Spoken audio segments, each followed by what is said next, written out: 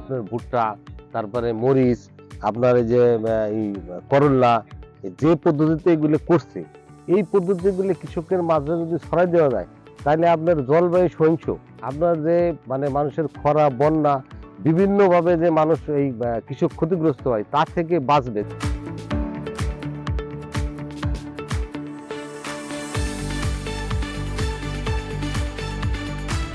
খুবই ভালো লাগছে, সব কিছু গোছানো। এর আগেও আমার আসার সুযোগ হয়েছে, কিন্তু আজকে পুরো সিজনের যে প্রতিটা যে ক্রপের যে হারভেস্টিং যে পিরিয়ডটা, এইটা আমি খুব উপভোগ করছি। এবং হচ্ছে যে নলেজটা ট্রান্সফার উভয় পক্ষের মধ্যে খুব ওতপ্রোতভাবে আমরা শেয়ারিং করতে পারছি। এবং ইতিপূর্বে আমরা প্রায় 22টা ব্যাচের আমাদের কৃষক ফার্মারের ট্রেনিং আমরা এই নলেজ ট্রান্সফারে সম্পন্ন করতে পেরেছি।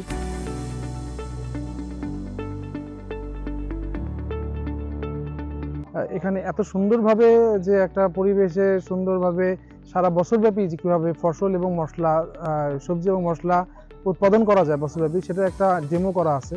এবং এটা আমার কাছে এক কথায় মনে হচ্ছে যে একটা ইকো ট্যুরিজমের মতো, যেখানে আসলে আসলে সবাই যেমন ঘুরেও শান্তি পাবে এবং এখান থেকে অনেক নলেজ গ্যাদার করতে পারবে।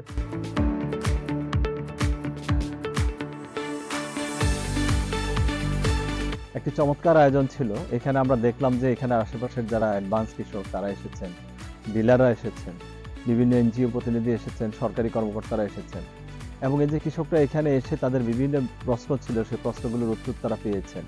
তারা হাতে কলমে কিন্তু পুরো লার্নিং সেন্টারটা ঘুরে দেখেছে। এবং এই যে প্রযুক্তিগুলো, বিশেষ করে প্রযুক্তিগুলো তারা শিখতে পেরেছে, এটা নিঃসন্দেহে বাংলাদেশের কৃষিতে একটি ভালো অবদান রাখবে।